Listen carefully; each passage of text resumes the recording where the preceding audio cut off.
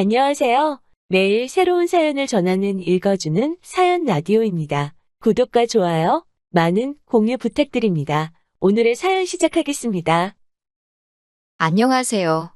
결혼한 지 3달 만에 파토난 30대 여성이에요. 저도 제가 어쩌다 이렇게 사연까지 쓰게 된 건지 모르겠네요. 어머님 말씀이라면 꼼짝도 못하는 등신 같은 남편 때문인지 아니면 제가 정말 어머님을 무시하는 못된 며느리라 그런 건지. 하긴 어느 쪽이면 어떻습니까? 둘 다 이제 더는 볼 일이 없는걸요. 남편과는 친구의 소개로 만났는데 당시 남편은 연애 경험이 전혀 없다고 들었습니다. 저 역시 대학교 학부 시절에 딱 한 번, 그것도 한 달도 안 되는 짧은 연애를 했던 걸 제외하면 제대로 된 연애는 해본 적이 없었지요. 그러다 우연히 하게 된 소개팅이었어요. 비슷한 사정 덕분인지 의외로 남편과는 첫 만남부터 대화가 잘 통했습니다. 이후로 얼마 지나지 않아 진지한 사이로 발전했고 연인으로서 1년이란 시간을 함께했고요. 어느 다른 연인들처럼 서로 다투고 토라지는 일도 한 번 없었을 만큼 안정적인 만남을 이어갔어요. 그래서인지 남편이 결혼하자고 프로포즈를 해왔을 때 크게 고민하지 않고 그러자 했습니다. 솔직히 제 인생에서 남편보다 더 좋은 남자를 만날 수 있을 거란 생각이 안 들었으니까요. 하지만 신혼여행에서 돌아오고 얼마 지나지 않아서부터 남편과 제 사이에는 끊임없이 불화가 이어졌지요. 그리고 그 원인은 다름 아닌 어머님 때문이었습니다.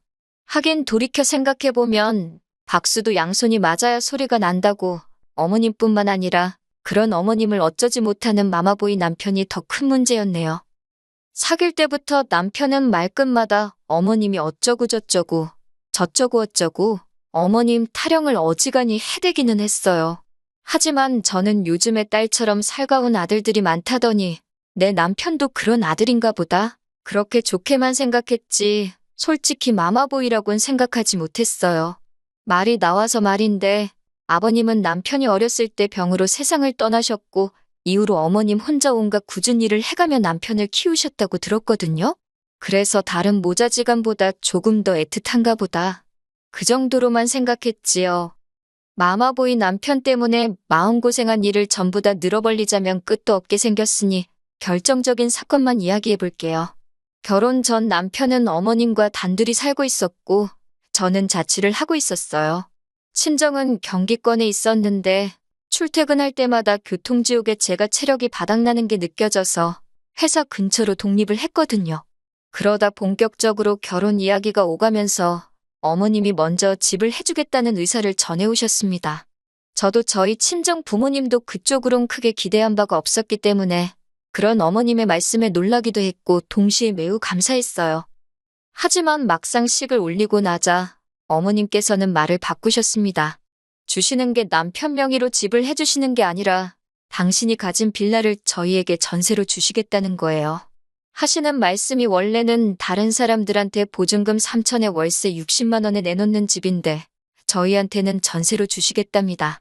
보증금 1억만 당신한테 맡겨놓고 공짜로 살라나요? 지어진 지 20년은 좋게 되어 보이던 그 빌라는 어디서 그렇게 바람이 들어오는지 우풍도 너무 심했고 욕실은 원래 색을 알 수 없을 만큼 곰팡이로 뒤덮여 있었어요. 이런 집을 저희더러 1억을 내놓고 살라니 아무리 어머님이라도 이건 뭐 도둑놈 신보가 따로 없다 싶더라고요. 정말이지 100번 양보해서 들어와서 산다고 해도 손대야 할 곳이 한두 군데가 아니었습니다. 황당함을 감추지 못하는 저를 앞에 두고 어머님께서 하신다는 소리는 더 가관이었어요. 도배만 새로 하면 새 집이나 다름없을 거라며 고치는데 드는 돈은 저더러 친정에 말씀드려서 하라나요? 듣고 있는데 사람이 어떻게 저렇게 뻔뻔할 수가 있나 싶대요. 그날 밤 오피스텔에 돌아오자마자 제가 남편더러 이게 다 무슨 상황이냐고 따졌습니다. 그러자 남편이란 작자가 한다는 말이 매달 오피스텔에서 월세 내며 사는 것보다는 전세가 낫지 않냐입니다. 요새 전세 사기가 얼마나 많은 줄 아냐면서 그래도 우리는 집주인이 어머님이니까 돈 떼일 걱정은 안 해도 되지 않냐면서요. 그리고 이튿날 전날 집을 보러 갔다는 걸 알고 계셨던 친정부모님께서 연락을 해오셨어요. 집에는 가봤냐, 몇 평이나 되냐, 언제부터 들어가서 살기로 했냐, 혼수는 어떻게 해주면 되겠냐. 친정부모님도 친정부모님대로 들떠서 물어보시는 게 전화기 너머로 생생히 느껴졌고, 그럴수록 뭐라고 어떻게 상황을 설명해야 할지 감이 안 잡히더라고요. 아무리 머리를 쥐어짜내도 어떻게 좋게 말할 방법을 찾을 수가 없어서 결국 별 수 없이 솔직히 털어놓았습니다. 집도 너무 별로고, 게다가 주는 게 아니라 전세다. 보증금도 1억이나 된다. 손 뗄 곳이 한두 곳이 아닌데 나더러 하란다. 듣고 계시던 친정아버지께서 이게 무슨 개뼈다귀 같은 소리냐고 크게 화를 내셨어요. 평소에는 말수도 많이 없으시고 점잖으신 아버지라 제가 다 놀랬네요. 친정어머니께서도 너무 속상해 하셨지요. 집 준다는 말에 혹해서 허락한 결혼은 아니었지만 그래도 그쪽에서 먼저 꺼낸 말인데 그렇게 손바닥 뒤집듯이 말을 바꾸는 법이 어딨냐며 이게 사기 결혼이 아니면 뭐냐고요. 하지만 이내 두 분은 침착함을 되찾으셨고 친정어머니께서 차라리 잘된 건지도 모른다 하셨습니다. 이렇게 된 거 그 집구석에서 아무것도 받지 말라시대요. 집 같지도 않은 데서 공짜로 살게 해줬다며 며느리 하나 들어온 거 얼마나 쥐잡듯이 잡을지 안 봐도 비디오라면서 이참에 저더러 시댁하고 선 딱 긋고 살랍니다. 그러면서 남편하고만 잘 살면 되는 거지. 시어머니가 뭐가 중요하냐면서. 솔직히 말해서 이미 친인척 다 불러서 시까지 올린 마당에 결혼을 무른다는 게 쉬운 일은 아니었으니 저나 친정부모님에게 선택지가 많지 않았네요. 그리고 곧이어 친정아버지께서 2억을 주셨습니다. 혹시나 해서 하는 말인데 그렇다고 저희 집이 돈을 몇 억씩 쌓아놓고 사는 집은 절대 아닙니다. 다만 근래에 들어 아버지가 하는 사업이 잘 되고 있기도 했고 아버지 말씀이 원래 저 시집 갈 때 뭐라도 하나 근사한 거 해주고 싶으셨대요. 그런데 어머님이 집을 해준다 하시니까 그럼 당신은 저희가 살다가 힘들어할 때가 있으면 그때 도와줘야겠다 생각하셨다고요. 그런데 이렇게 된 이상 그냥 집은 당신이 해주겠다 하시면서 목돈을 주신 거지요. 그렇게 아버지 돈 2억과 제가 가지고 있던 돈 몇천을 합해 아파트를 사는 쪽으로 결정을 내렸습니다. 남편과 상의해봤자 어머님 기분이나 헤아리느라 바쁠 테니 그냥 남편에게도 제 결정을 통보하듯 전했어요. 남편과 제 입장이 바뀌었으니 제가 하려던 가정가구와 차 한 대를 남편더러 혼수로 해오라 했지요. 그리고 이 이야기는 아니나 다를까 바로 어머님 귀에 들어간 모양이 돼요. 어머님께서 아주 호통을 치시며 당장 시댁으로 내려오라고 연락을 해오셨거든요. 그렇게 며칠 뒤 시댁으로 향했습니다. 어머님께선 시애미가 오라는데 그날 밤이라도 내려와야지 주말이 다 돼서야 내려왔다며 시작부터 화를 내셨는데 제가 전업주부도 아니고 저도 직장을 다니는데 그게 뭐 제 마음대로 되나요? 그리고 이 마당에 무슨 좋은 일이라고 남편도 없이 혼자 시댁에 내려가겠어요. 어쩌다 보니 어머님과 남편은 소파에 앉고 저는 바닥에 앉아 있더라고요. 이것도 기분이 나쁜데 어머님께선 저를 내려다보시며 제가 마치 무슨 큰 잘못이라도 한 듯 저를 몰아세우기 시작하셨지요. 그렇다고 제가 진짜 무슨 대역죄를 진 것도 아니고 크게 제가 겁먹을 이유가 없었기 때문에 솔직한 제 생각을 전하는 데 집중했습니다. 집 상태가 너무 좋지 못하고 위치도 저나 남편 직장에서 멀기 때문에 여러 면에서 저희한테 이점이 하나도 없어서 들어가서 살기 싫다고요. 그러자 어머님께선 서울에서 월세 60이면 얼마나 싼지 아냐며 돈 무서운 줄 모른다고 저더러 자기 아들이 벌어오는 돈 어지간히 헤프게 쓰게 생겼답니다. 그 집에 들어와서 살고 싶어하는 사람들이 줄을 섰다 하시길래 그럼 그 사람들한테 세주시라 했어요. 그러자 어머님께선 그러면 이참에 당신도 지금 사는 집을 파시겠답니다. 그리고는 그 돈을 저희 아버지가 주신 돈에 보태시겠대요. 그래서 어디 한 30평대 아파트를 구해서 거기서 셋이 살잡니다. 어이가 없어서 어머님 지금 사는 이 집 팔면 얼마나 나오냐고 단도직입적으로 물었어요. 참고로 저희 어머님도 저희 부부한테 전세 주시려던 집하고 비슷한 수준의 집에서 살고 계셨습니다. 재개발 가능성도 일절 없는 집이지요.